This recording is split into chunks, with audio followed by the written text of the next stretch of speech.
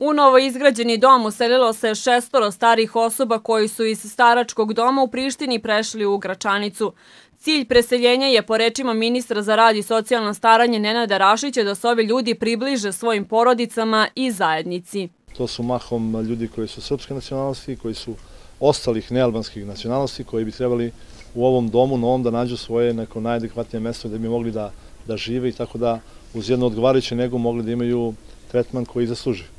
Ovo je samo jedan od onih prvih, da kažem tako, kuća, takozvanih kuće za zajednice, koji imaju za zadatak da izmeštaju, odnosno da zajednicama omogućavaju bolje uslove života u tim sredinama gde njihova zajednica najviše i prebiva i gde najviše i živi.